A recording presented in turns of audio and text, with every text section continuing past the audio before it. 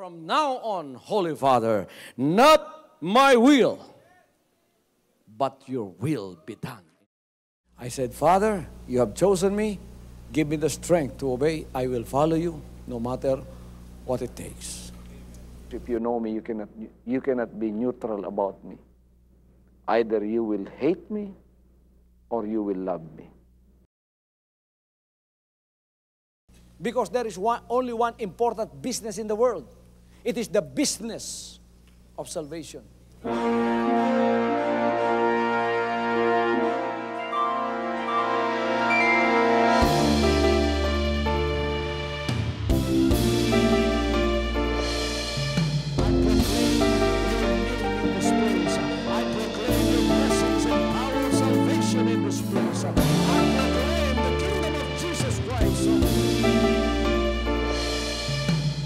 As I am concerned, and as far as the work of God is concerned, we have reached the end.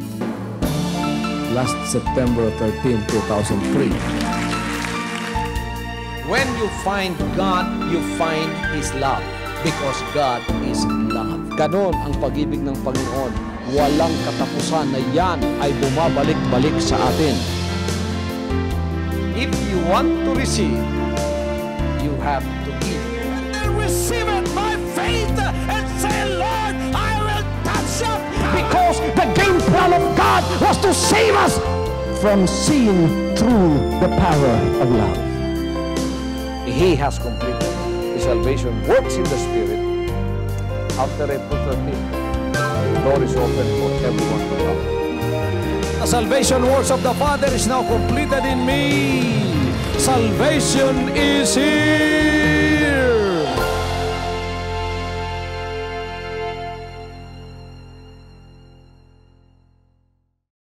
Simon Peter, a servant and an apostle of Jesus Christ, to them that have obtained like precious faith with us through the righteousness of God and our Savior Jesus Christ.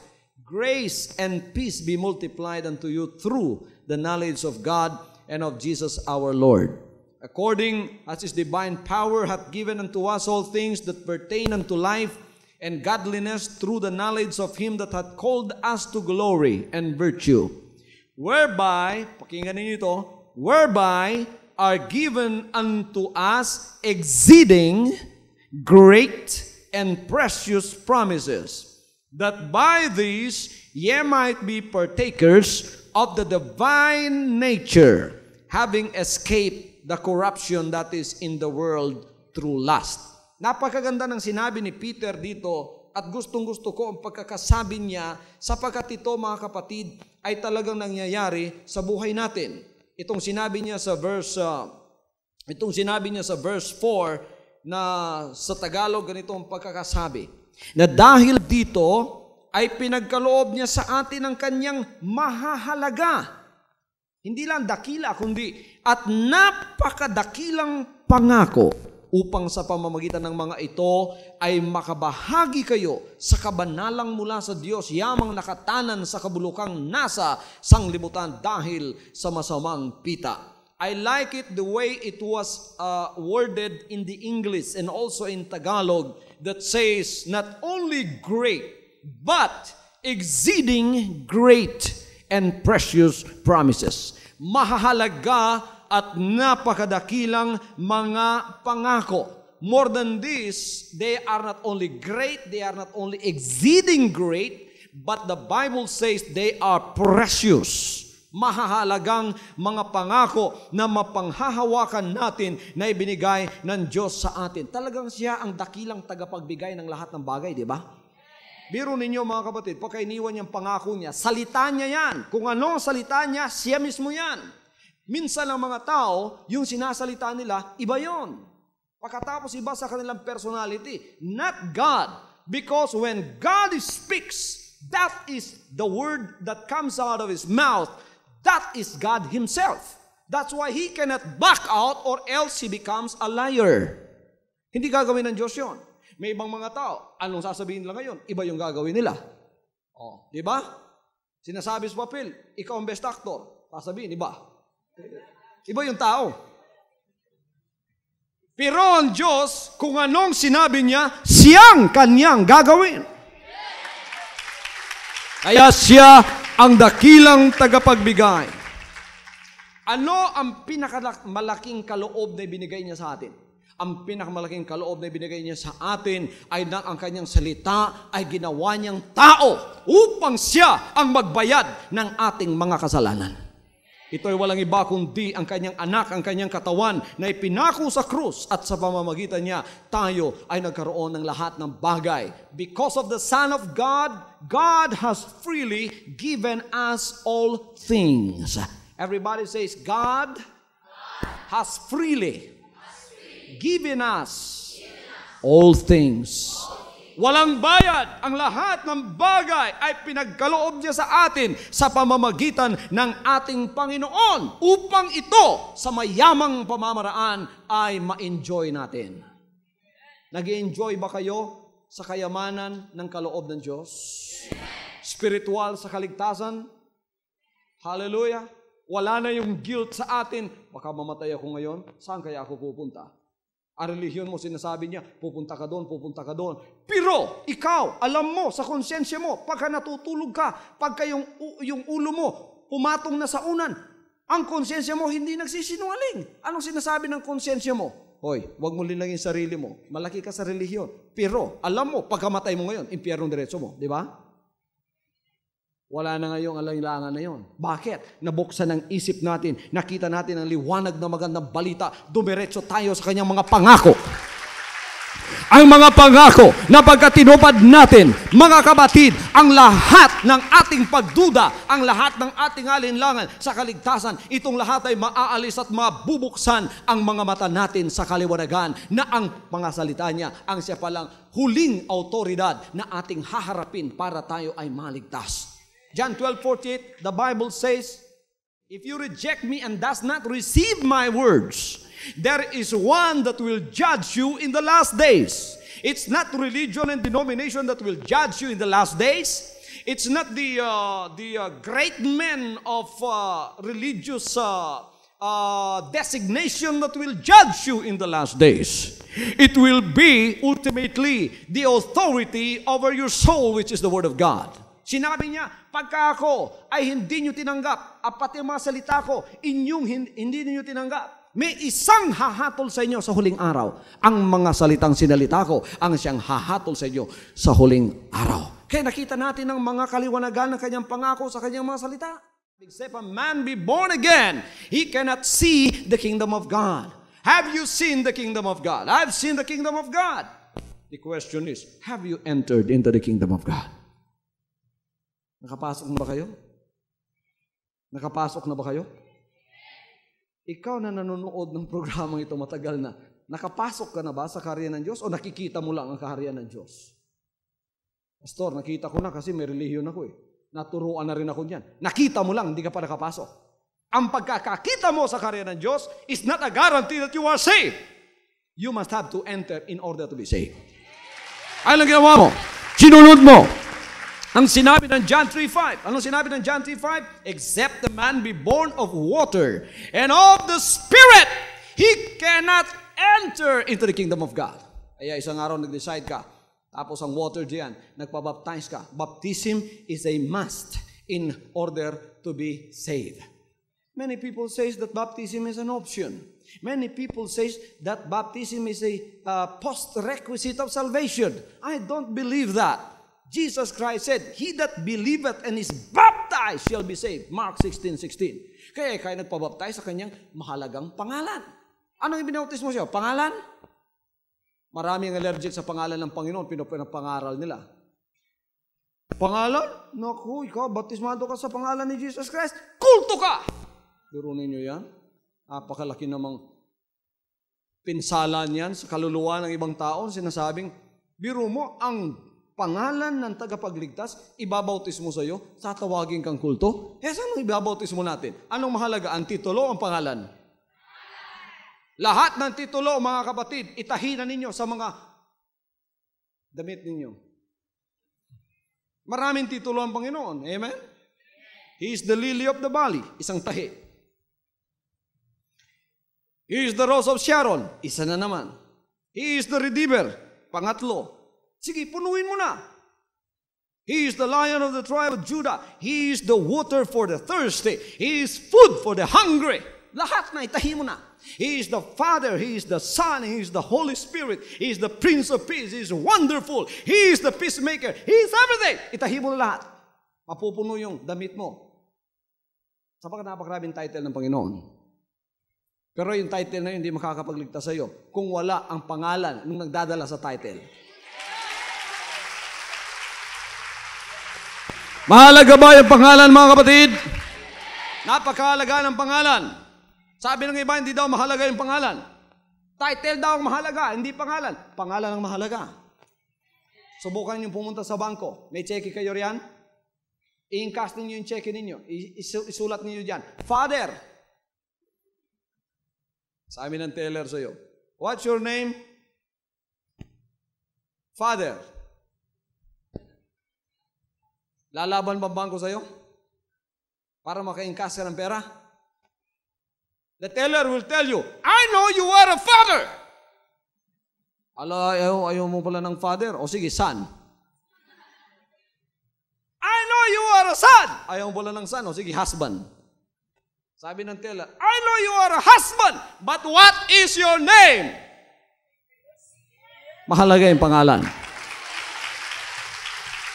So, binotis mga kas, pangalan ng Panginoon at tinanggap mo ang banal na Espiritu. Ito pala yung requirement ng Panginoon na sinasabi sa Acts of the Apostles in Acts chapter 2, Acts chapter 9, Acts chapter 10, Acts chapter 19, Acts chapter 15. Ito pala ang sinasabing kaligtasan na papasukan natin. Pinasukan ninyo sapagkat yon ay isang pangako ng ating Panginoon. Nag-enjoy tayo ngayon. At nakita natin ang pangakong yon ang siyang nakapagliligtas sa atin.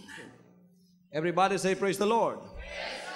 Dito, sinasabi ng sumulat dito ni si Pedro sa 2 Peter chapter 1 verses 1 to 4. Sinabi niya rito, mga kapatid, kung ano ang kababalaghan ng mga wonderful promises ng Panginoon ito. And I estimated in my studies and in the studies of other scholars of the Bible, they have estimated that the wonderful promises of God are numbering about 30,000 promises. Pero niyo? 30,000 na mga pangako ang nasa sa banal na kasulatan, and almost 60% of them are with regards to your living here. And God wants to bless you while you are here. Habang kayo naririto sa physical na sanlibutan at physical na katawan, gusto ng Panginoon pagpalain kayo habang kayo naririto. Pero niyo tinatago ng demonyo ang 30,000 promises ng Panginoon. Hallelujah! The word promise in the Bible occurs over 100 times, and over again we find God saying to us, I will do it for you. I will answer you. I will. Gagawin ko. Hindi naman sinungaling ang Panginoon. Only yung mga anak ng Diyos, kailangan sila mga kapatid ay maalisan ng takip sa kanilang mga espiritual na pag-iisip. Mabuksan yan at pagkatapos malantad sa kanila ang mga salitang yan. And let the Word of God dominate us. Let us not let the circumstances and situation around you dominate you. Many times it's the devil that uses things in this world that you can see by your own natural senses that blurs your vision about God and His promises. Let us not let the devil do that. Sabihin natin sa Panginoon, buksan mong maigi ang mga mata ko, Panginoon, upang makikita ko sa lampas ng sanlibutan ito ang mga banal mong ipinangako, sapagkat yan ay makapangyarihan pagkat ating pinanghawakan at hindi makukuha ng demonyo mula sa atin. Hallelujah! Napakarami niyang pangako kahit sa New Testament. Ang mga pangako ng Panginoon ay napakarami. At ito mga kapatid ay sa iba't ibang mga pamamaraan, ang mga pangako niyang lahat ay may kaugnayan sa kanyang mga pagpapala. Bakit puro pagpapala pagka Panginoon ang pinag-uusapan? Sapagkat siya ay mayaman at may-ari ng lahat ng bagay. Hallelujah! Biro ninyo, pinakakaya niya ang lahat ng bagay nito. Lahat ng gumagalaw sa sanlibutan ito may bibig. May bibig ba kayo? Yung mga langgam may bibig ba? Yung mga ibon? Yung mga hayop? Pinakamaliit, kahit na tungaw, may bibig yun. May bibig ba yung tungaw? May bibig ba yung lamok? Biro ninyo, lahat ng yan is species about human beings and about, isa lang yung species ng human being, isa lang, Homo sapiens lang. At lahat ng mga hayop, itong lahat, pinakakain niya. Kaya sinabi niya sa mga nagrereklamong tao, na may 2 paa at tao, nagrereklamo, sinabi niya, bakit ang liit ng pananampalataya ninyo? Sinabi niya, tingnan niyo yung mga ibon na lumilipad. Hindi nagtatrabaho yan, hindi nakaregister sa gobyerno, hindi nagbabayad ng VAT yan. Pero sabi ng Panginoon, walang isang babagsak niyan na hindi alam ng aking amang nasa langit. Hallelujah. So these are the promises that God gives to us. Jesus Christ is our rock. And He is speaking to us of the promise that He will be our security. He will be our shelter in times of storms. Think of the names that have been ascribed unto our Lord. He is the Lion of the tribe of Judah. He is our friend. He is our shepherd. He is our Savior. In the marriage of Cana, He is our provision. Wala na silang alak doon. Ang tubig, ginawa niyang alak. Pagkatapos nakainom sila at isang milagro ang ginawa niya. Mga kapatid, milagroso ang ating Panginoon. Lahat ng pangangailangan mo, nasa sa Kanya. Jesus Christ in times of our needs becomes the perfect answer for your very need. In times of cleansing, Jesus Christ touched the leper. Pinagaling siya, luminis siya. Ikaw ba'y marumi? At hindi ka halos, ayaw mong makinig sa mga salita ng Diyos. Lahat kayo nakikinig ngayon, malinis na kayo. Kaya gustong-gusto niyo yung Word of God. Pero hindi malinis, mga kapatid, nagagalit pagka sila ay nakakaparinig ng mga Word of God na sinasabi ko. Nagagalit, nagngangalit ang kanilang mga ngipin at sinasabi nila, talagang bubuntalin kong kibuloy na yan.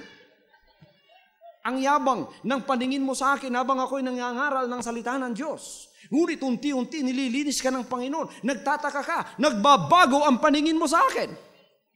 At nung ikaw ay malinis na lubha, sabagat nakinig ka sa mga salita ng Diyos, lalong luminis ka, ano ang pakiramdam mo ngayon? Anong pakiramdam mo ngayon? Lalaki ka, galit na galit ka sa akin nang dahil ka ay marumi sa iyong kasalanan. Ngunit ikaw ay natatouch, nahihipo ka ng mga salita ng Diyos kahit ikaw ay nasa harap lang ng iyong TV. Pagkatapos unti-unti, napapawi ang karumihan ng kasalanan sa isip at sa puso mo. Anong nangyayari? Unti-unti nagbabago yung puso mo? Hindi mo napapansin? O napapansin mo ba? Na unti-unti minamahal mo na ang mga ngaral na ito? Hanggang isang araw, nagdududa ka na sa sarili mo, baka ikaw isang bakla. Bakit mahal na mahal ko si pastor? Gustong-gusto kong halikan? Bakit? Hindi mo alam ang pagmamahal na yon ay ang pagkalinis ng iyong kaluluwa. Bumabalik ang kaluluwa mo doon sa gumawa sa Kanya na walang iba kundi ang Panginoon.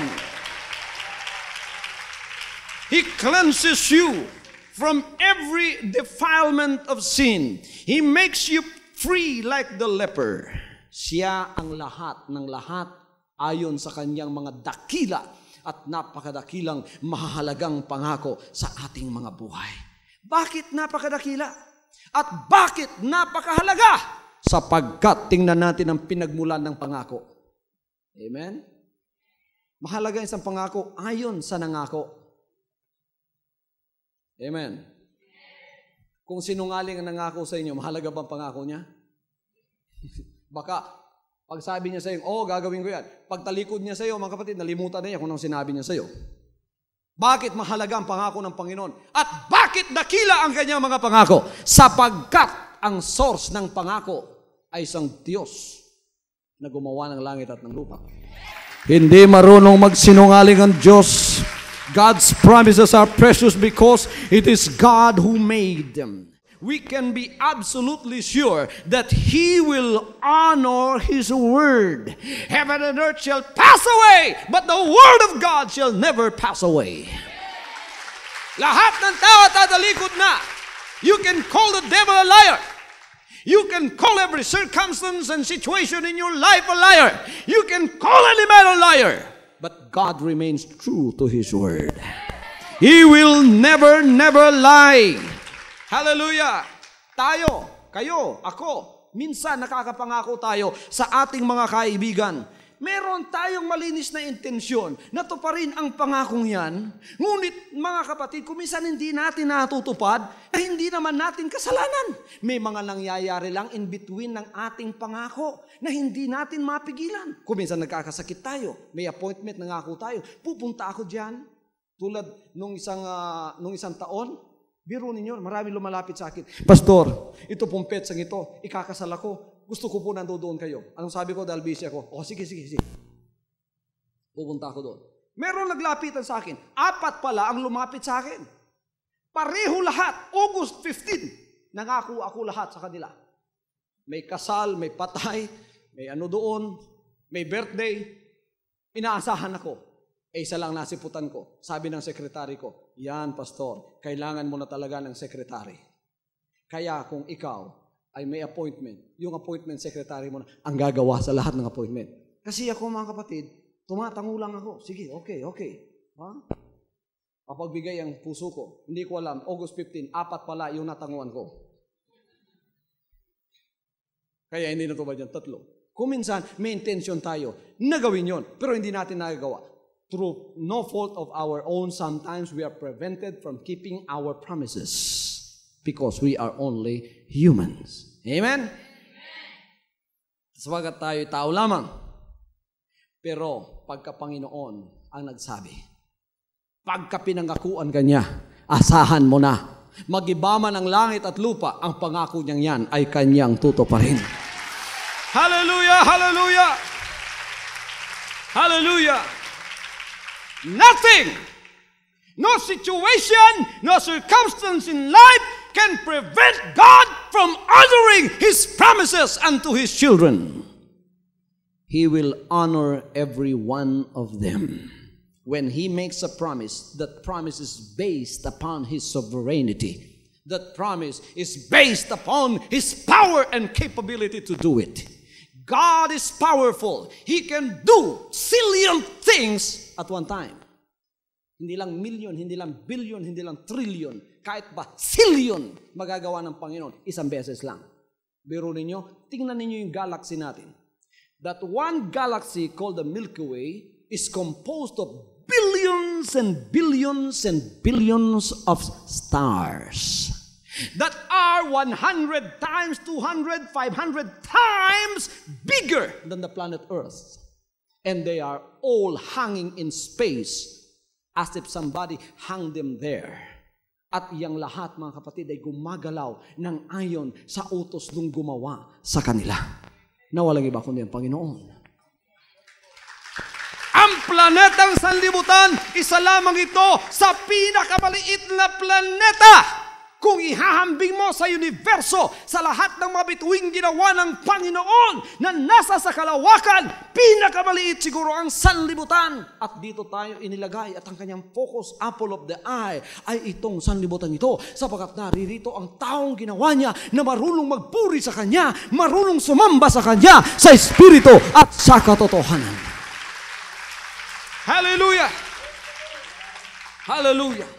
Mga kapatid, ang kanyang kabanalan, ang kanyang hustisya, ang kanyang kaawaan, itong lahat involved doon sa pledge ng kanyang mga salita na ipinangako. Pagka siya ay nagsinungaling diyan, hindi na siya matatawag na isang Diyos na makapangyarihan, isang Diyos na banal, at isang Diyos na mayroong hustisya.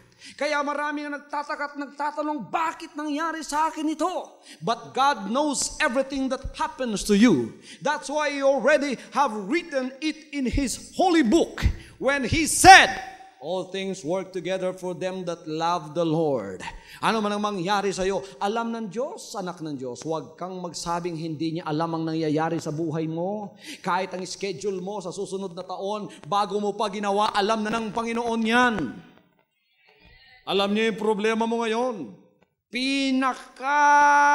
Malaking problema mo, alam ng Panginoon ngayon. Alam niya ang kabigatan ng puso mo. At habang ako ay narito, nagsasalita ng mga salitang ito sa pamamagitan ng mensahe ito, nakikipag-usap na ang Espiritu Santo sa iyo. Nadadama mo ba? Kung ikaya umiiyak ngayon, umiiyak yung puso mo at nadadama mo, sinasabi ng puso mo sa iyo, sinasabi ng Espiritu mo sa iyo, anak, sabi ng Panginoon sa Espiritu mo, ako'y nakikipag-usap sa iyo, pakinggan mo ang boses ng mga ngaral na ito, sabagat ako pinadadaan ko ang boses ko sa Kanya, ngunit nakikipag-usap ako sa iyo. Just try to remember that this is how God talks to you right now. And you must remember, whatever He promised you, He is able to fulfill. Because God is not a liar. Malalaki ang pangako ng Panginoon. Kaya pagka humingi kayo sa Kanya, huwag ninyong liitan. Lakihan na ninyo. Amen? Have you thought of that? Have you carefully thought about the promises of God in relation to the immensity of the benefit of these promises that they offer, that God offers to you? Have you thought about that? Baka hindi nyo na nakikita yan dahil yung mata nyo masyado nang lumiliit dahil ito'y nakafocus lang parati sa mundong ito na ang maliliit na problema. Biro ninyo, nakabasa ako ng news, nagpatayan ng pasahero at driver, talagang naggilitan ng leeg. Patayan talaga. Saksakan. Ang nakakalunos dito ay yung katapusan ng news. Anong sinabi? Nang dahil sa 10 centimos na hindi ibinalik ng driver na sukli. Meron nyo, nagpatayan. Because of those 10 centavos, ang mura na pala ng buhay ngayon. Sa mga maliliit na bagay na yan, masyado nang malaki para sa atin. Pero kung may Diyos tayo, what is 10 centavos? Amen? What is 1,000? What is 10,000? What is 50,000? What is 1 million? According to your need, if you need it, don't be bashful and don't be ashamed. Ask God for it. Kailangan mo lang 10 milyon? Itaas mo yung pitaka mo at sabihin mo, Panginoon, 10 milyon ang kailangan ng pitakang ito.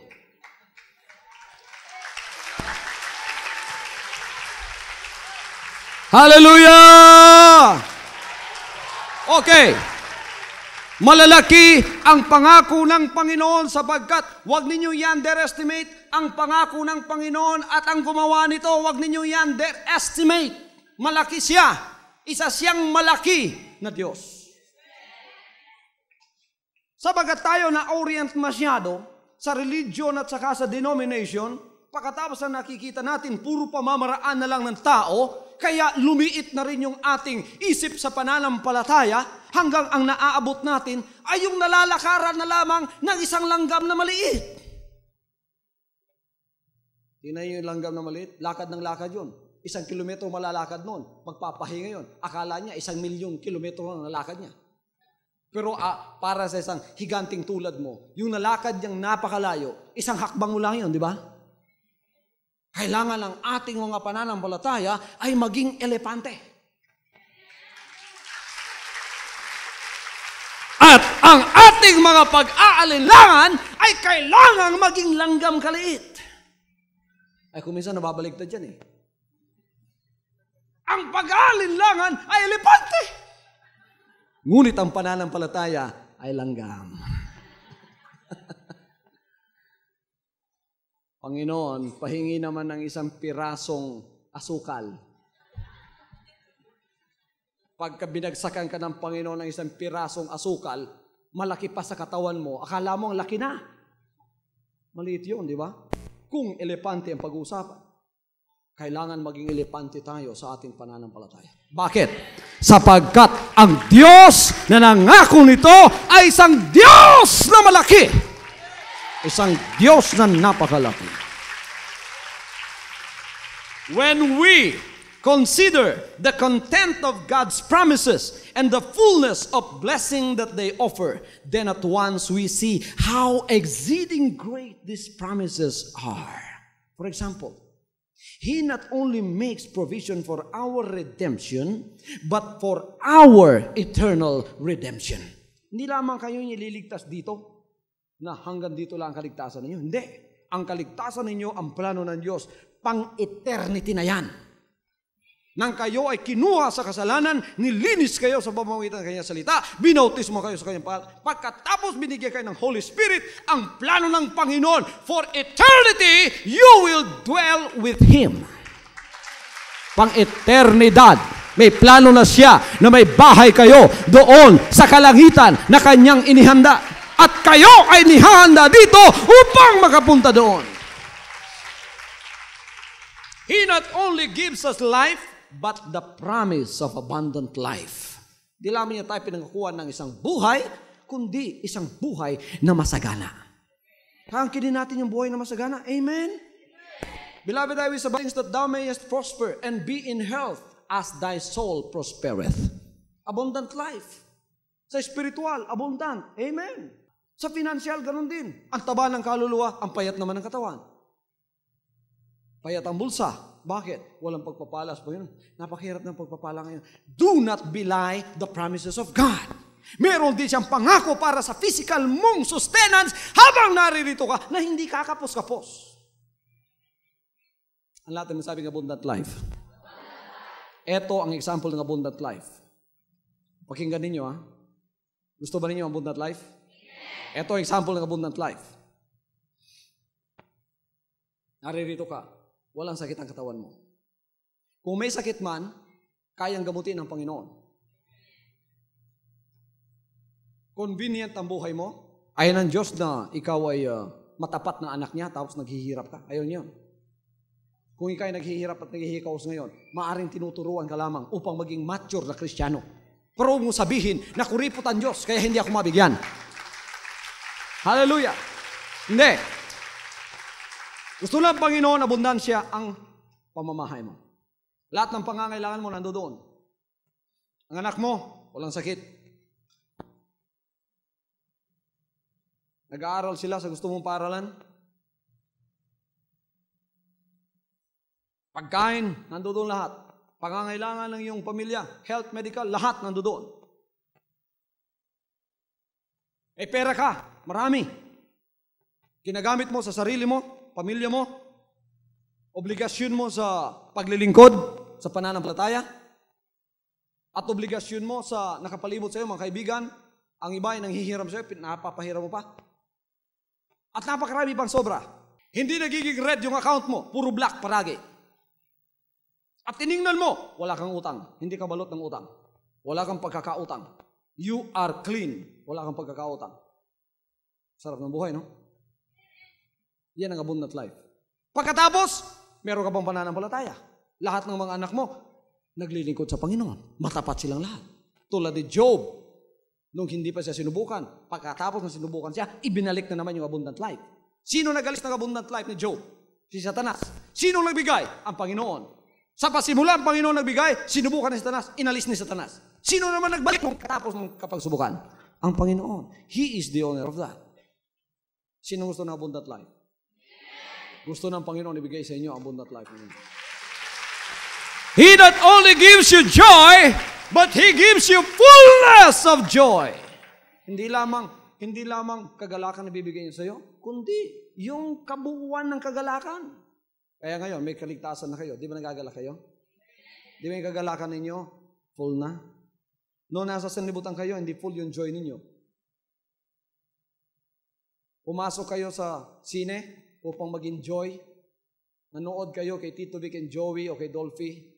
Tawa kayo ng tawa for 3 hours, 4 hours. Masayang-masaya kayo, nagagalak kayo. Ngunit nung kayo lumabas sa sine, back to reality na naman. Wala kang kaligtasan, alam mo pagka namatay ka, impyerno ka. Balik ka na naman sa iyong kinasasadlakang putik ng kasalanan. Wala na naman yung joy mo. Ang Panginoon, pagka kinuha ka niya, kahit wala pa yung financial o material na ipinasunod niya, ngunit yung joy, kagalakan ng spiritual na tinanggap mo sa Kanya, ay wala nang hinto yun. He not only gives us peace, but He promised us perfect peace. He not only promises forgiveness, but His forgetfulness. Hindi lang niya pinangako ang kanyang kapatawaran, kundi kalilimutan niya ang lahat ng iyong kasalanan. He will bury it in His sea of forgetfulness. You must have to know that Kasi tayo, kuminsan, napapansin natin, pagka nagpatawaran tayo, oo, pinapatawad na kita, maghahalikan pa yon, wala na sa akin yon. Pero pagka nag-aaway na naman silang muli, kinakalkal na namang lahat yon, pinababango na naman yung mabahong patay. Ang Diyos hindi. Pagka pinatawad ka, pati kasalanan mo, kinakalimutan niya. Justify ka niya, just as though you have never sinned. He not only guarantees you heaven, but He promises that you go there one of these days. Let not your heart be troubled. You believe in God, believe also in me. My Father's house are many mansions. I will go there to prepare a place for you. And if that place is prepared, I will come back again and take you with me. For wherever I am, there you may be also. Meron yung pangakong yan? Walang salang gagawin ng Panginoon yan. He not only offers us His grace, but He promises that He will be sufficient for our every need. Anong kailangan mo yon? Pagkain? Damit? Temporal needs? Sulat mo na lahat. Nasusulat ba kayo ng temporal needs ninyo? Huwag lamang ninyo memorize dito. Isulat ninyo. Lahat. You paste it. Maglagay kayo ng bulletin board sa bahay ninyo. Lahat ng mga members. Lahat kayo narito. You just follow my instructions. Maglagay kayo ng maliit na bulletin board doon sa kwarto ninyo. For my temporal needs. Dear Lord Jesus Christ. Lagay mo sa ilalim yung pangalan mo. Pagkatapos sabihin mo, here are my needs for this week, for this month, for this year. Pagkatapos, i-check mo yung lahat ng ibinibigay sa iyo. At ang lahat ng binibigay sa iyo, isa-isahin mo rin sa pagpapasalamat. Salamat po sa 10 sakong bigas na hiningi ko, naririto na. Salamat po sa mga sasakyang hiningi ko, naririto na.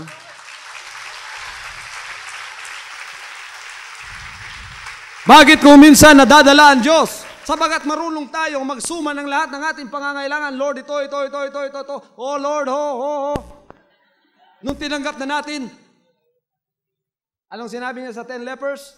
10 ang pinagaling ko. Bakit isa na lang ang bumalik? Para magpasalamat. 10 ang hiningi mo! Binigay lahat! Bakit kahit isa hindi na bumalik, nagpasalamat sa Kanya? Bumalik ka, pasalamatan mo sa lahat ng tinanggap mo. Lord, eto na po hiningi ko sa iyo. Lord, eto na po hiningi ko sa iyo. Lord, hiningi ko po sa iyo yung manugang kong masungit ay babait. Bumait na po. Praise God! Salamatan ninyo ang Panginoon sa lahat ng hinihingi ninyo at ibinibigay naman niya. Amen. Do you need guidance? Nalilito ka, nakukonfuse ka, at kinakailangan mo ng guidance? Bibigay ng Panginoon sa iyo basta hinihingi mo. Do you lack wisdom? Hindi mo maintindihan yung salita ng Diyos sapagat you are spiritually discerned. You are spiritually blind and you don't know what we are talking about. You are asking for God's wisdom. Ask for it. Lord, bigyan mo ko ng makalangit na pangunawa, ibibigay ng Panginoon sa iyo. Do you need rest? Pagod ka na ba? Lahat ng napapagod, magsabing praise the Lord. Nahiya lang kayo, pero marami sa inyo pagod na. May sumulat sa akin, kawawa naman. Pastor, ako po'y pagod na sa buhay na ito. Ang hindi ko na lang po naisip ay magpakamatay. Ako noon ay nasa mataas na pedestal ng society, mayaman ako, ngunit bumagsak ako na hindi ko naman kalooban. Nagkautang-utang ako hanggang ngayon, kahit apartment ko hindi ko na mababayaran. Lumalakad ako, wala na akong kaibigan, lahat ng nilalalpitan ko, wala. Mga kaibigan ko noon, malayo pa ako pagka nakikita o naaamoy man ako, humihiwalay na sa akin at sila ay umiiwas na sa akin. Pagod na po ako, ang hindi ko na naisipan, magpakamatay. Pagod ka ba? Kinakailangan mo ang kapahingahan? Ito ang pangako ng Panginoon sa iyo. Come unto me, all ye that labor and are heavily laden, and I will give you rest. Take my yoke upon you and learn of me, for I am humble and meek in heart.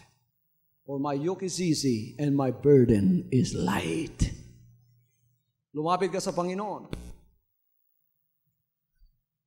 Amen. Pagpapahingahin ka niya. Anong kailangan mo? Kaligtasan? Nandito ka na ngayon. Dinala ng Panginoon. Hindi aksidente ito. Nakikinig ka. Anong kailangan mo? Kapatawaran? Guilty ka masyado at kinakailangan mo ng kapatawaran. May nagawa kang kasalanan laban sa iyong kapwa, laban sa iyong mahal sa buhay, o laban sa Panginoon at nagpapabigat sa sarili mo. Kinakailangan mo ng kapatawaran bago matapos ang service na ito. Hawakan mo ang TV mo o kaya pumunta ka dito sa altar kung naririto ka. Patatawarin ka, gagaan ang pakiramdam mo ngayon.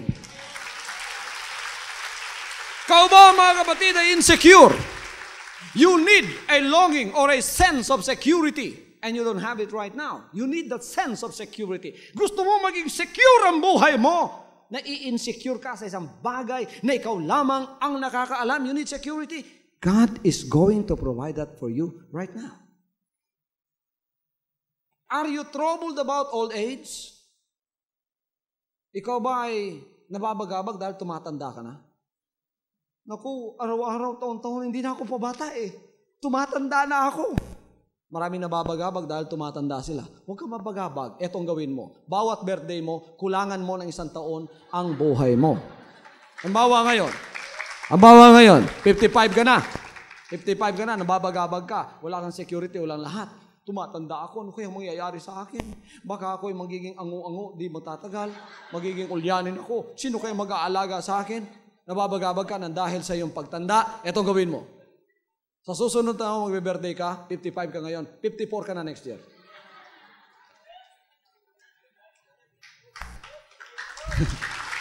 Amen!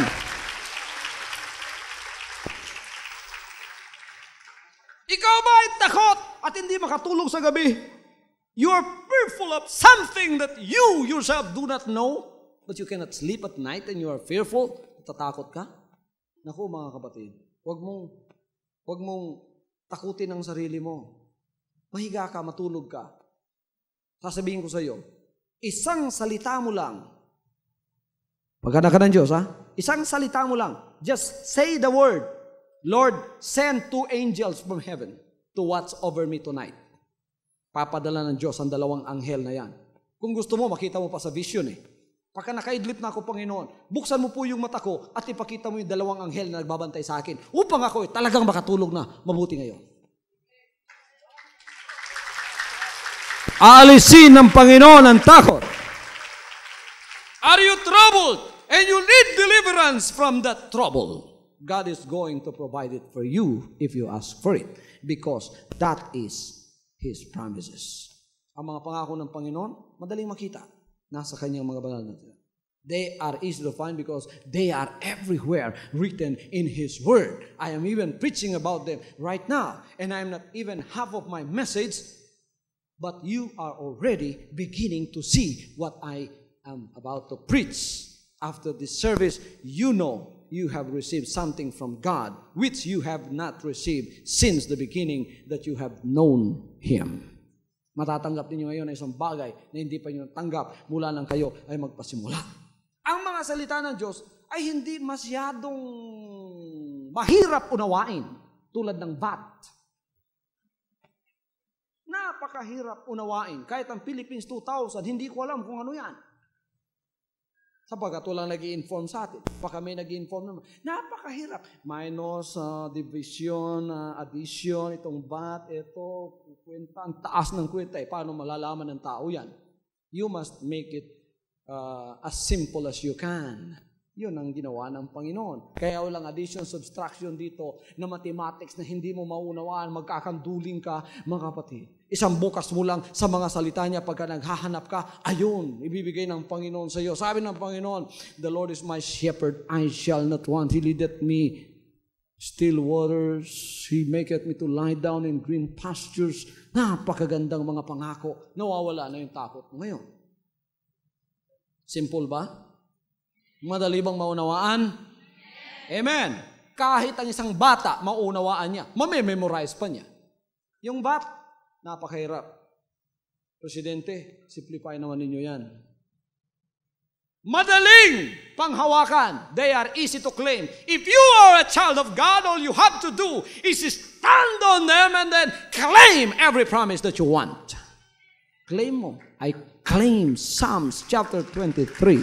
I claim Psalms chapter 91. Marami akong testimony na rinig. Kahit anong panahon ng giyera, Hindi sila mananampalataya, pero naalala nila Psalms 23 ng Panginoon ang kanilang shepherd. Hinahabol sila ng hapon, nakapagtago lang sa isang kogon, hindi na nakita ng hapon sapagkat binigyan proteksyon ng ating Panginoon. They are very easy to claim, and they are very easy to prove, and they are easy to learn and to remember. Napaka-easy, napakadaling i-memorize ng mga pangako ng Diyos. At napakadaling i-remember. Kaya bawat isa sa atin, may mga banal na salita ng Diyos. At alam niyo mga kapatid, ang isa sa pinakamalaki niyang pangako ngayong huling araw na ito, bakit tayo naririto? Bakit kayo masigasig? Bakit kayo nagbibigay ng tithes? May pinangako siyang buhay na walang hanggan, di ba? Pero ang exciting sa buhay na walang hanggan ay yung ipinangako niya na darating siyang muli.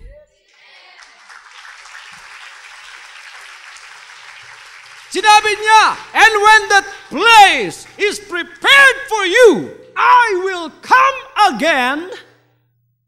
come again and receive you unto myself, that where I am, there you may be also. Mga kapatid, napakahalagang pangako niyan. Hallelujah! Pinapakita sa atin ng Panginoon ang future. Kaya huwag na kayong lumapit kay Madam Auring. Lumapit kayo sa Panginoon. Tingnan ninyo, kawawa naman si Madam Auring na walang tuloy ng trabaho. Kasi yung panghuhula nila sa vibration lang yon. Nakikinig yon at nakikisalamuha sa mga tapi, nakikinggan kung sinong malakas, kung sinong mahina. Walang talagang siguro yung mga panghuhulang yon. Ngunit ang lahat ng hula ng banal na kasulatan na may dalang pangako, matunaw man ang sandaigdigan, ngunit yan ay magkakaroon ng katuparan. Hallelujah! Pinangako niya na siya ay darating. He told his disciples, Jesus said unto him, Thou hast said, nevertheless I say unto you, hereafter shall you see the Son of Man sitting on the right hand of power and coming in the clouds of heaven. He was talking about the second coming. And then shall they see the Son of Man coming in a cloud with power and great glory. The Lord has spoken those words. And one of these days, the whole wide world that does not know about the gospel or the good news, leaders of this world, politicians, economists, one day will be shocked when they will see the signs in heaven. They are going to pass. Heaven and earth shall pass away, the Bible says, but my word shall never pass away. But the Bible tells us we are not of the night. We are not of the night that we don't know that these things are going to come to pass. We are of the day. We have been warned. We have been washed by the blood of the Lamb. And we know these promises. They are going to pass one of these days. So that's why we know what is going to happen in the future. Hindi na tayo tumitingin sa crystal ball. Wala nang Madam Auring. Tumabi ka. Alam namin ang mangyayari sa future. Alam namin na darating ang Panginoon sapagkat ito'y kanyang ipinangako, hindi siya sinungaling. While those men in Galilee were gazing up in heaven, when Jesus Christ was translated alive or was translated after his resurrection, the angel told those men of Galilee, he said, Ye men of Galilee, why stand ye gazing up into heaven? The same Jesus, which is taken up from you into heaven, shall so come in like manner as ye have seen him go into heaven. Yung Jesus na nakita ninyong kinuha sa kalagitnaan ninyong pumunta sa langit ay siya ring Jesus na babalik mula sa langit na makikita ninyo sa ganon ding pamamaraan. Bible says in Hebrews chapter 9 verse 28, So Christ was once offered to bear the sins of many, and unto them that look for him shall he appear the second time without sin unto salvation. Darating siyang muli, magpapahayag siyang muli, pangalawang beses, at ito ang kanyang gagawin. Kukunin ang lahat ng kanyang hinugasan, ng kanyang banal na dugo, at dadalhin sa kanyang lupang ipinangako. People have been so curious about the second coming of Jesus Christ that many preachers and religious leaders have made many speculations to their ruin. They said that Jesus Christ is coming in November 11, 12, 13, 1988. I received a booklet in 1988 that says, these are the 88 reasons why Jesus Christ is coming in November 11, 12, or 13, 1988. Sinabi ko, huwag naman kayo maging lapastangan. Sinabi ng banal na kasulatan, walang nakakaalam. Bakit alam ninyo? Pinangungunahan ninyo ang masalita ng Diyos. Dumating ang November 11, nagtipon napakarami sa kanilang sambahan. Nakaputi lahat. Pinagbili yung mga kayamanan, yung lahat nila. Nagtipon sila sa pagdarating ng Panginoon. Naghapon na lang ang Panginoon, di dumating na November 11. Sinabi nila, darating ang Panginoon. Bukas, November 12. Praise God, hallelujah. Meron pang pangalawang araw. Meron ninyo. Kung talagang darating ang Panginoon at sinabi sa iyo, hindi niya sasabing or 11, or 12, or 13. Hindi ganun ka-fickle ang Panginoon. Ang Panginoon ay tunay. Nag-November 12? Wala pa rin. November 13, D-Day. D-Day! Lahat siguro ng perfume, mga kapatid, ginamit na lahat. This is the last time you will use an earthly perfume. Ang kataka-taka doon, bakit may nagpabili ng bahay? Inilagay pa sa bangko yung kanyang pera. Kung talagang alam mo darating ang Panginoon, huwag mo na ipagbili yung bahay mo. Huwag mo na ibigay sa akin yung pera. Iiwan natin yan. Anuhin pa natin yan. Ang kataka-taka doon bakit pinabili yung bahay? Hiningi ng pastor. Lahat ng mga ari-ari yung pinagbili, ilagay ninyo at the apostles' feet. Di nilagay lahat doon. Sa Korea, mga kapatid, nangyari yan. Kailan yun? Noong October 1992. Pinagbili lahat ng ari-arian, nagtipon sila sa kanilang bahay, sambahan doon. Pagkatapos, mga kapatid, anong ginawa? Lahat ng kanilang mga proceeds, nilagay doon sa paanan ng kanilang pastor. Yung pastor, kinuha niya about $4 million, nilagay sa bangko sa kanyang pangalan. Dumating ang panahon ng sinasabing D-Day, hindi dumating ang Panginoon. Alam niyo kung anong dumating? Isang batalyong pulis. Pinagdadakip silang lahat. At sa galit ng mga members doon sa kanilang pastor, pinagbabato, pinagpupukol siya ng libro. Ayun ang nangyari. Hanggang ngayon, nakabilanggo yata. You know why? Those people are presumptuous. If you look at the Word of God, what does the Word of God says? For as the lightning cometh out of the east, and shineth even unto the west, so shall also the coming of the Son of Man be. It is as instant, more instant than coffee.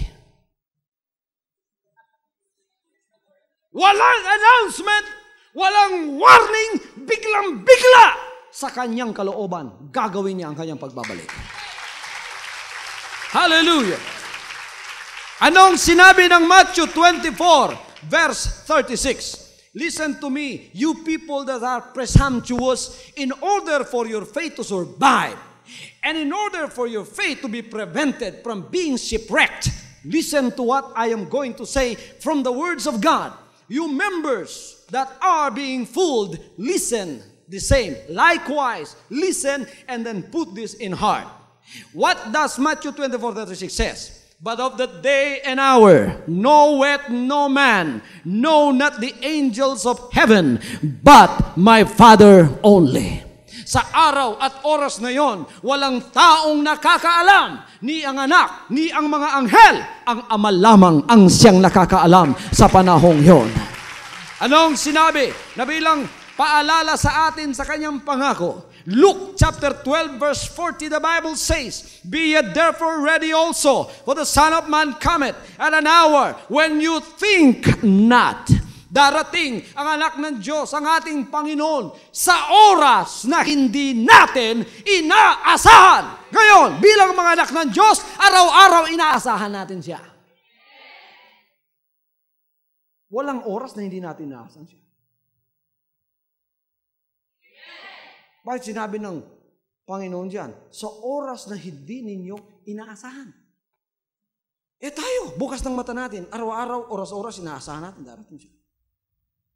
Kailan kaya ang oras na hindi natin inaasahan? Hating gabi, madaling araw, pagka kayo naghihilik sa oras na hindi natin inaasahan. Isang warning ito sa atin. Habang tayo pinagpapala ng Diyos dito sa mundong ito, nagtatamasa tayo sa kanyang physical na mga pagpapala, temporal na pagpapala, huwag namang masyadong malunod yung puso natin, na malimutan na natin at pagkatapos sasabihin natin, Panginoon, sana 1,000 years ka pang bumalik. Kasi napakasarap pala ng blessing.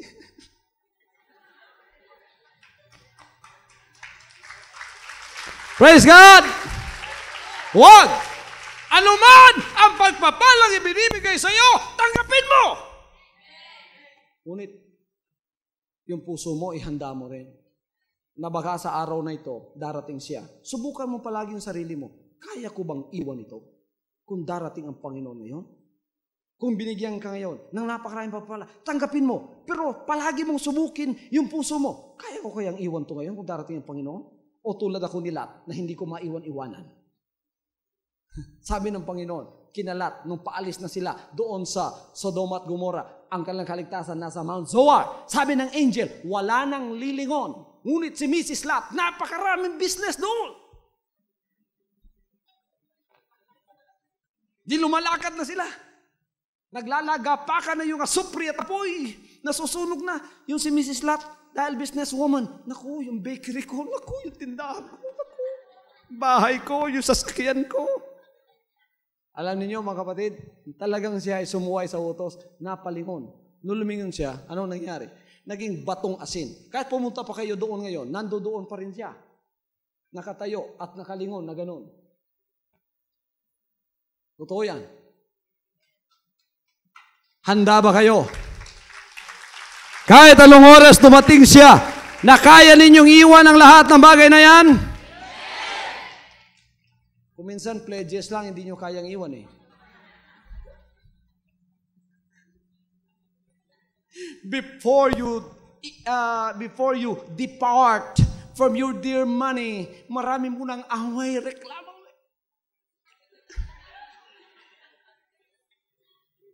Patunayan niyo sa Panginoon na kaya niyong iwan ang lahat ng bagay na yan. Pagkakaya ninyong iwan, wala ng oras na hindi ninyo siya inaasahan. Pagka naglilingkod kayo, pagkatapos mga kapatid, medyo 90% ng inyong isip na iwan na doon sa pagpapalang material na binibigay ng Panginoon sa inyo, na kung minsan hindi ninyo kayang iwan, hindi nyo kayang iwan, naku, darating na sa inyo yung oras na yon, hindi na ninyo siya inaasahan. Hindi ko na inaasahan. Kasi kung inaasahan mong darating siya ngayon, kahit ano, maiiwan mo. Kaya ba ninyong iwan ng Panginoon? Supposing Jesus Christ is going to come within 24 hours, what are you going to do? Halimbawa, within ng 24 oras, darating ng Panginoon. Anong gagawin mo ngayon? Napakarami ng parang computer na yung utak mo. Napakarami ng dapat magsisi na ako. Naku, yung nakaaway ko, ang layo. Kailangan mga sulatan ko ba yun? Tatawagan ko pa. Magbibisi ka, di ba? Magsisisi ka, maghahanda ka. Lahat ihahanda mo na. Praise God. At ang puso mo, ihahanda mo na. Maaari mo nang iwan ang lahat. Kailangan oras-oras, ganyan ang puso natin. Hallelujah! Ang iba naman, naging fanatic, inihahanda daw nila yung sarili nila, kaya bibigyan pagpapala ng Panginoon na katalikod na. Ayoko na yan, spiritual na ako. Palagi nila nagkakaroon. Huwag, tayo ay balance. Kung anong bibigyan ng Panginoon ngayon sa iyo, tanggapin mo. Ngunit, anumang oras, kaya mong iwanan yan. Hallelujah! Amen! Anong sinabi ng 1 Thessalonians 5:2? For yourselves know perfectly that the day of the Lord so cometh as a thief in the night. Ala tayo magsabing thief in the night. Pagbabalik ng Panginoon ay parang magnanakaw sa gabi. Ang magnanakaw, mag-a-announce ba, magpapadala ng telegrama o sulat sa iyo, sasabihin, hoy, magnanakaw kami maming 3:00 sa bahay mo. Hindi! Ang magnanakaw, tinatiming niya na kung kailan ka natutulog na mahimbing, doon siya papasok. Ganyan ang pagbabalik ng ating Panginoon. Ang sanlibutan ngayon, napakahimbing ng tulog, lalo na yung ayaw magising sa mga salita ng Diyos. Kaya tayo nangangaral sa TV, sapagkat ginigising natin ang lahat ng natutulog sa kasalanan at namamatay sa kasalanan. Ang gumigising ay naririto at nakikinig ng boses ng trumpeta ng mensahe ng Panginoon Diyos sa pamamagitan ng mensaheng ito. Ikaw naman, matagal ka nang ginigising ng Panginoon. Gising ka na, nagtutulog-tulugan ka pa. Panahon na upang ibuka mo na yung mga mata mo at tanggapin mo na ang naririnig mong mensahe at sabihin mo, Panginoon, tatanggapin ko ang pangako ninyo na kayo darating na muli, ako'y maghahanda na sa aking sarili. Bible says, behold, I come as a thief. Blessed is he that watcheth and keepeth his garments, lest he walk naked and they see his shame. Revelation chapter 16, verse 15. At ito'y sinasabing, malapit na malapit na.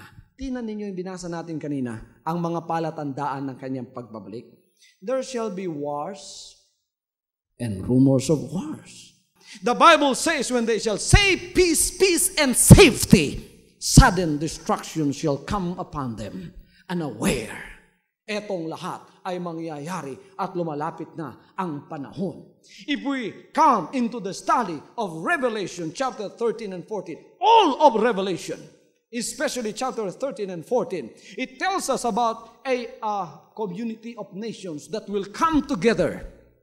These are 10 in number, and a little horn shall rise up from among them that shall rule the 10 nations. And this little horn is going to dominate the 10. He is called the Antichrist. At ngayon, ginagamit na ba ang maniless cashless society? Ginagamit na, mga kapatid. Pinag-aaralang mabuti yan mula noon.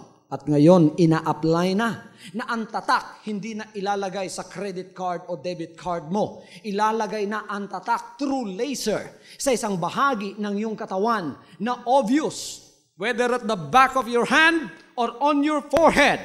Na pagka naitatak yan by laser, it is painless. Pagkatapos ikaw ay mamimili, papasok ka sa isang department store, wala kang perang dala, wala kang credit card na pwedeng nakawin at kunin lahat ang iyong mga ang iyong na-deposito doon. Wala nang problemang ganyan. Na-solve na nila yan. Itatatak na lang sa noo mo o dito. Paglabas mo, laser na lang ang gaganon sa'yo. Makikita kung ano ang number mo at yun ang pagbabasihan na ikaw ay makakapamili at makakabili. Kung wala yun, you will never ever able to negotiate. Without them knowing what the Word of God says, exactly they are fulfilling what the Bible has already promised and prophesied about 2,000 years ago when Jesus Christ said, all these things are going to come to pass. Tingnan ninyo mga kapatid, nangyayari ito. At dyan lilitaw ang Antichrist. At ngayon, we are seeing with our own very eyes the rising up of the Roman Empire. In the old, we call it the Roman Empire. But now we are seeing the rise of the new United States of Europe. And out of this 10 confederation of nations shall rise the Antichrist, which will be able to make miracles and let people believe in Him. Lahat ng bansa na may mga problema, lalapit sa kanila. They will be able to solve the problem of nations. At sila ay magiging makapangyarihan. Mas makapangyarihan pa sa Estados Unidos. At pagka yan ay nangyari na, i-reveal na mga kapatid, ang Antichrist na lilitaw sa mga bansang yan. Ano ang mangyayari? That is the beginning of the end for the world. Huwag kayong mag-alala. Sapagkat bago ipahayag ang Antikristong yan, yung mga anak ng Diyos na handa rito ay aalisin sa pamamagitan ng isang milagro na tinatawag na rapture. Hallelujah! That's why the Bible says in Philippians 4:5, let your moderation be known unto all men. The Lord is at hand. Malapit ng Panginoon. For yet a little while, and He shall come and will not tarry. Be ye also patient, establish your hearts, for the coming of the Lord draweth nigh. Jesus Christ said, Behold, I come quickly. Hold it fast which thou hast, that no man take thy crown.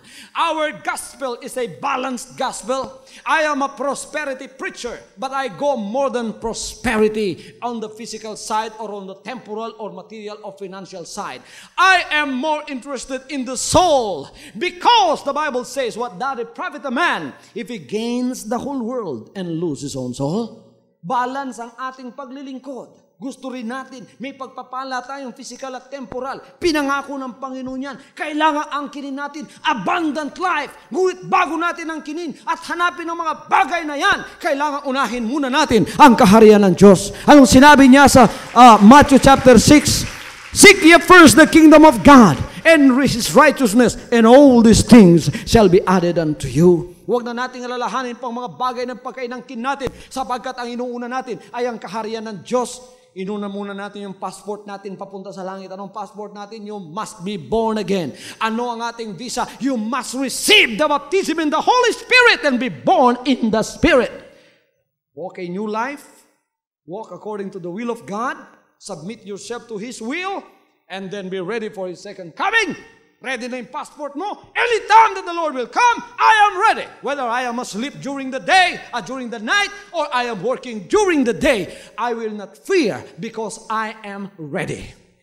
Tapos, angkinin mong lahat ng mga pagpapala ng Diyos na habang naririto ka para maging extension ka ng kanyang kamay at matulungan mo hindi lang sarili mo, kundi ibang tao at ang iyong paglilingkod na kung saan nagpapalaganap ng magandang balita sa pamamagitan, sa pangangaral, sa telebisyon, sa mga kanto, sa lahat ng dako ng Pilipinas at ng buong sanlibutan.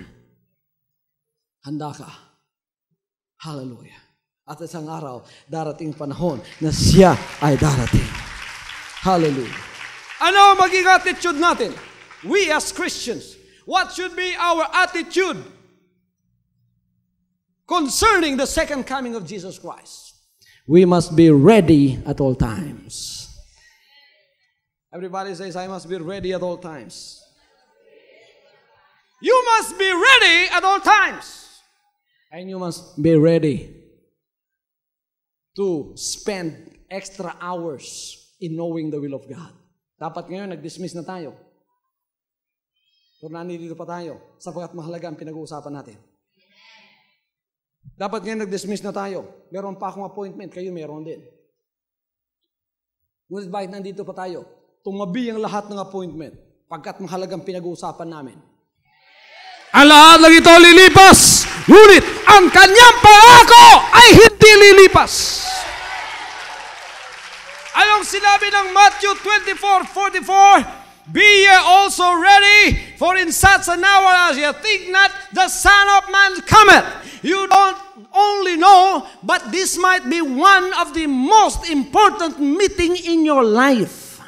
You've been listening to this preacher preach this message 1,000 times maybe in my ministry, but I will preach it again and again in order to refresh the memories of God's people that His coming is at the doors. Let us take this warning seriously in our heart. Kayo ring mga nanonood at hindi pa mananampalataya, for the first time nakapanood ka, naku kapatid, maghanda ka. Isa sa mga kalagayan mo ay napakadelikado kung walang Panginoon sa iyo. Dapat panghawakan mo na ang kaligtasan mo sapagat malapit na siyang dumating. Lahat ng tinitipon mo sa sanlibutan ito, iiwan mo rin yan. Kung ikaw ay nagtitipon para sa sarili mo, wala rin. Ano? Ikaw, kung nagtitipon ka, kunin mo lang yung makakain mo, may susuot mo, gagamit mo, and you want an eternal investment, put it in the work of God wherein souls are going to be saved. Hallelujah! Everybody say, praise the Lord. And I will assure you, I will ask God for a very nice trot. I've been using this trot for 24 years without stop preaching about the will of God, about His promises, about His second coming. And I will never stop until He come back again, because I love the souls that Jesus died for. Hallelujah, hallelujah. Hindi lamang tayo kailangang ready, kailangan maging good steward tayo ng Panginoon. Luke chapter 19:13, and he called his 10 servants and delivered unto them 10 pounds and said unto them, occupy till I come. Tatanungin ka ng Panginoon kung anong ginawa sa lahat na ibinigay niya sa'yo. Anong ginawa mo sa lakas mo? Anong ginawa sa perang binigay niya sa'yo? Anong ginawa mo sa buhay mo? Tatanungin ka. You will give an account of yourself before God, and if in your life there is no record that you have made good God's promise to you when He gave you in abundance of everything like temporal, financial, and material needs, and you did not use it for the glory of God, you will answer like the rich young fool, or like the rich fool that said, gigiba ko yung bodega ko, gagawa ko ng mas malaki pa, pupunuin ko. Sasabihin ko sa kaluluwa ko, kaluluwa, kumain ka, uminom ka, magsaya ka, napakarami na naka-stack na pagkain para sa iyo. Sinabi ng Panginoon nung gabi natulog siya, hoy, haling, hoy, luko-luko, hoy, buwang. Ngayong gabi, kukunin ko yung kaluluwa mo. Sinong magmay-ari ng lahat ng bagay na yan? Ganyan ang mangyayari sa taong mayaman dito, hindi naman mayaman doon. Kayong mayayaman, darating ang panahon, matatapos ang lahat ng kayamanan ninyo. But you will answer in the sight of God. Kahit ikaw ateista, hindi ikaw ang may-ari ng buhay mo. Ang may-ari niya ng Panginoon. At ang kapangyarihan ay wala sa boka ng baril. The communist says that the power is in the barrel of the gun. I don't believe that. The power is in God.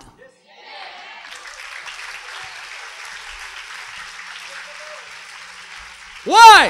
I said God is the only power in your life. Why? Why did I say that?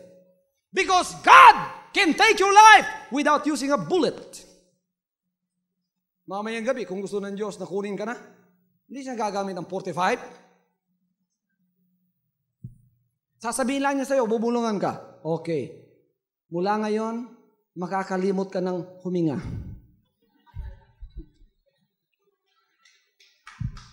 Pagkatapos kinabukasan, patay ka na.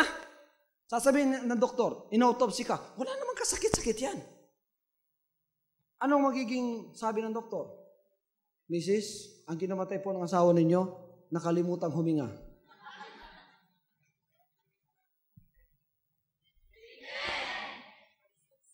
Pagbubutihin ba natin ang buhay natin? Baka lahat ng buhay nyo ginagastulan nyo para sa sarili ninyo. Baka ginagastulan nyo lahat ng pera at material na tinanggap para sa sarili ninyo. Mga kapatid, kailangan mag-isip-isip na tayo sa mga bagay na ito ngayon. Kaya kayo nagbibigay ng tithes at pledges, pagpalain kayo ng Panginoon. Sapagkat nakasuma lahat sa langit ang ginagawa ninyo. One day the Lord will stand before you, and you will stand before the Lord. And the Lord said, I was hungry, you fed me. I was thirsty, you gave me to drink. I was a stranger, you let me in. I was naked, and you clothed me. When, Lord? We did not see you come into my house, Lord. And then the Lord will point on His fingers unto one of His servants. He says, if you have done it unto one of them, nung tinuro niyang ganon, lumingon ka. Naku, nakita mo ako doon, nakatayo, nakalinya sa mga lagan ng Diyos. Praise God. Ang ginawa ko pala para kay pastor na sinabi niya, hindi ko pala ginawa sa kanya, sa Panginoon pala. Ang trabaho ng pangangaral ay trabaho ng Panginoon.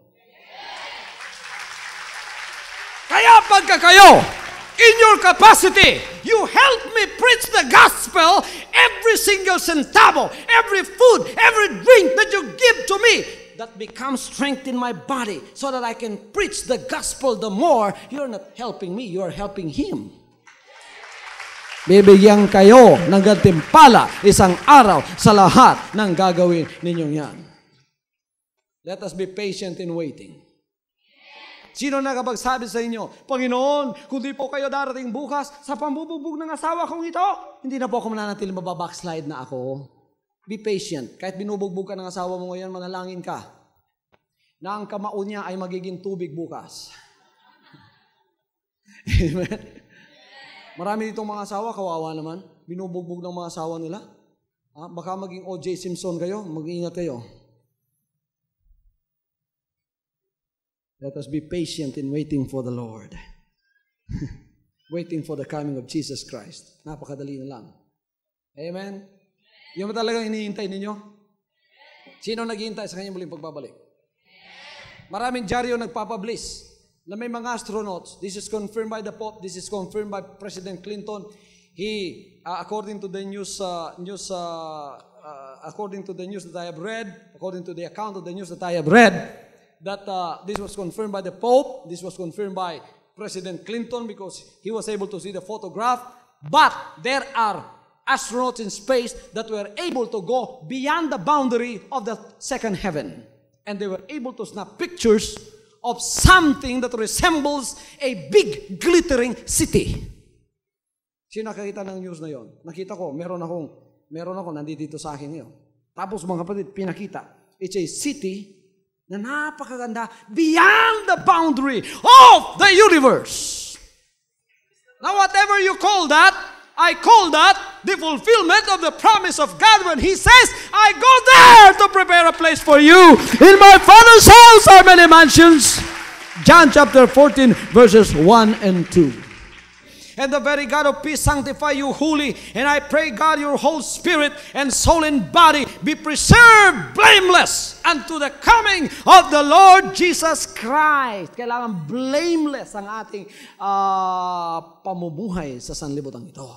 Walang masasaway sa atin. Kaya dito, sa ating paghahanda, sabi na stricto daw tayo. Hindi naman, sinusunod lang natin yung mga kalooban ng Diyos.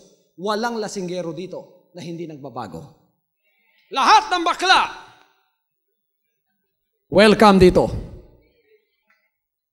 Pagka sila ay may intensyong magbago.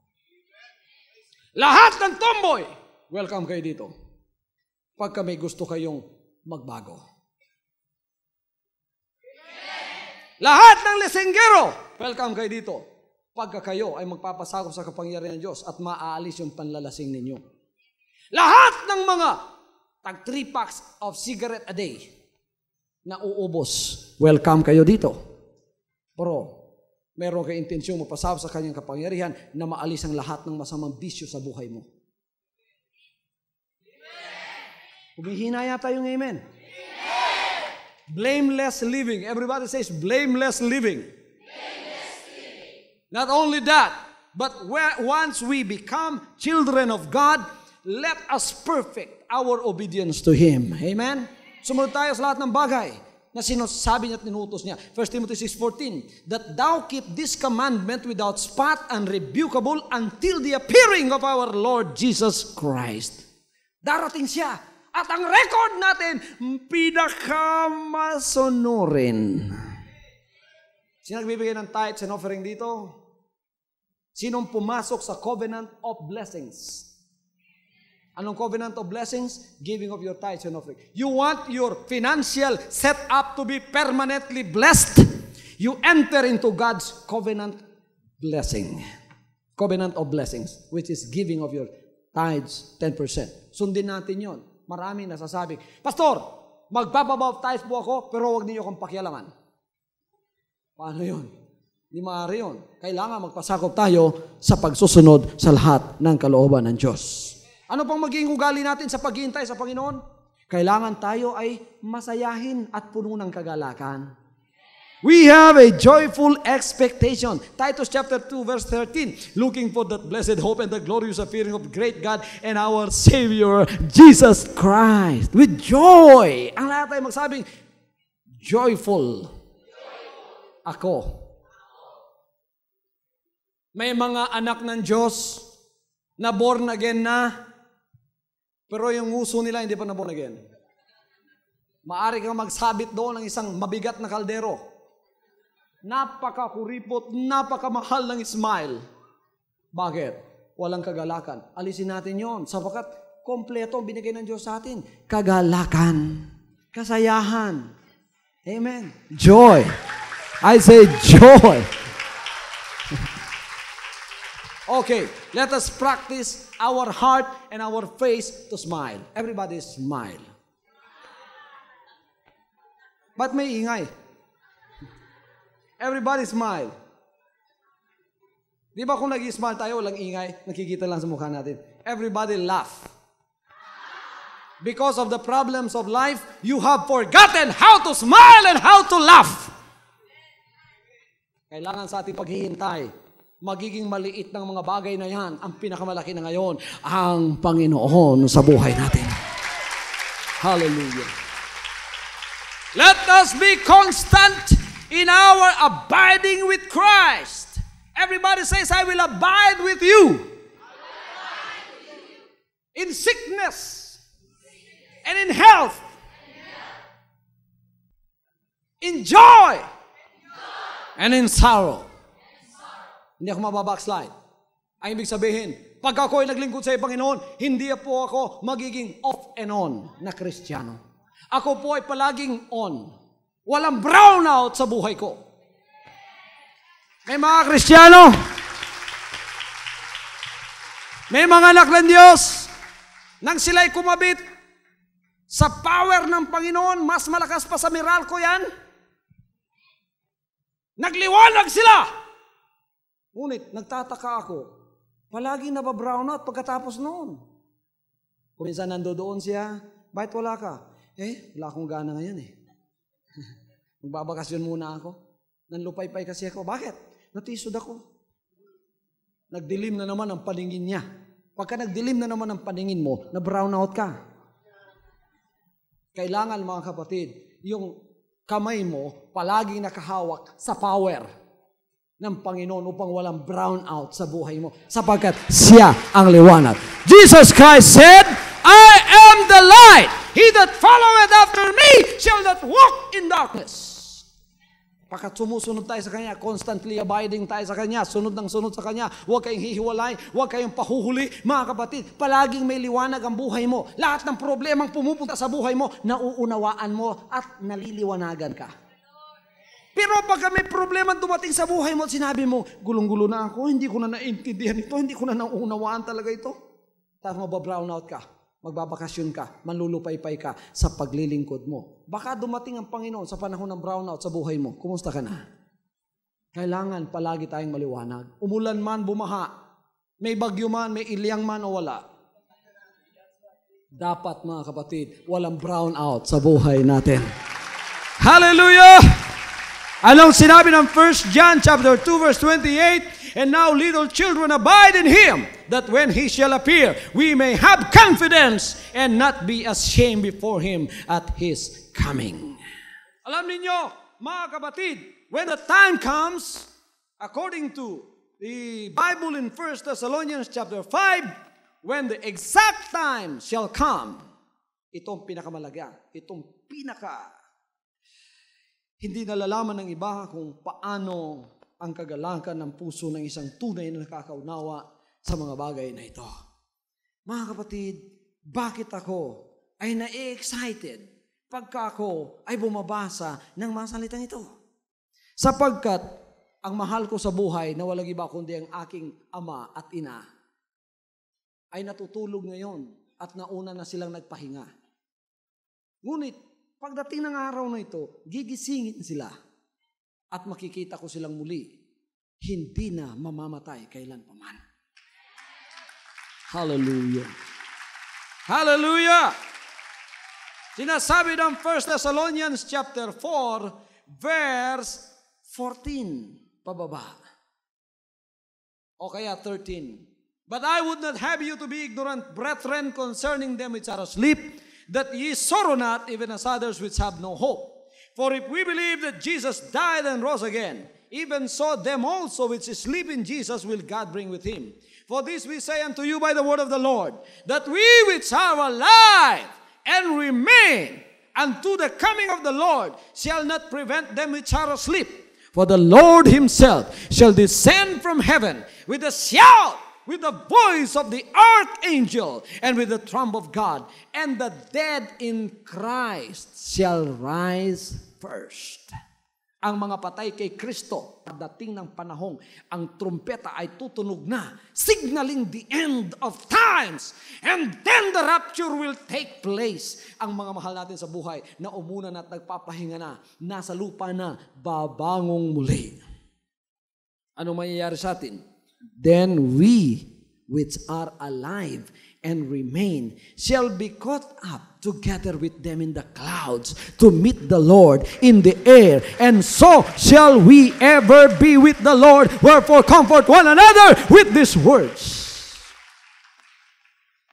Masarap bang pangako ng Panginoon? Ha? The dead in Christ shall rise first, including my mother and my father, and I and you which are alive and remain here shall be caught up. Isang iglap, isang milagro, walang pulbura ang paa natin. Tayo ay tataas, mataas pa sa spaceship na Columbia. Pagkatapos mga kapatid, tayo ay dadalhin sa pinakatirahan ng Diyos. At doon ay makikisama sa ating mga mahal sa buhay na walang hanggan. I believe it is just about 6 minutes na tayo aalisin dito up to the time na tayo tutungtong na doon sa kaharian ng ating Panginoon. Now, this is billions of miles away. It will take you billions of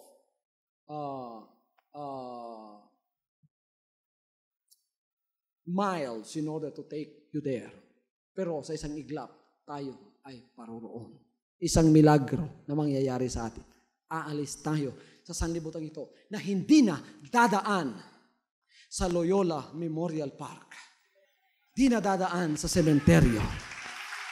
What counts is who will go there.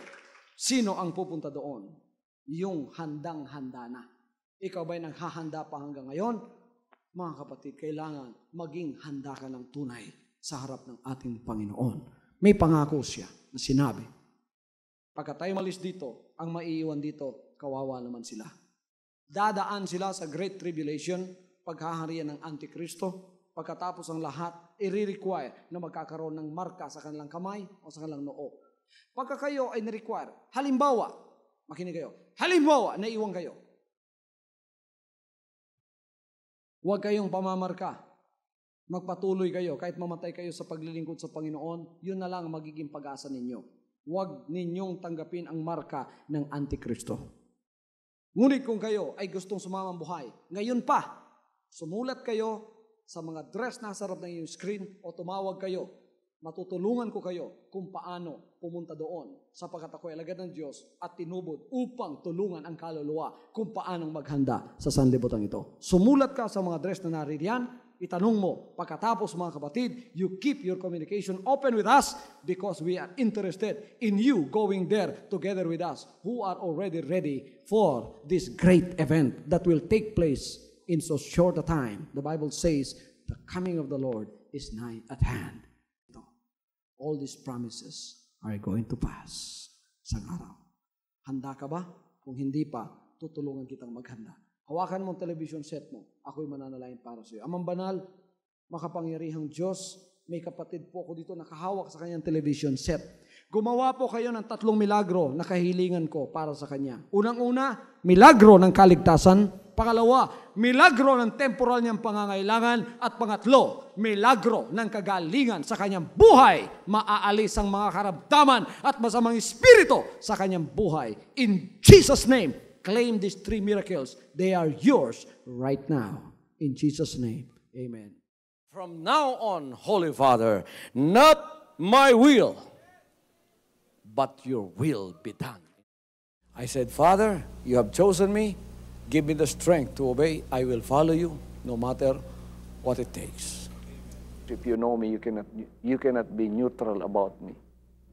Either you will hate me or you will love me. Because there is only one important business in the world. It is the business of salvation.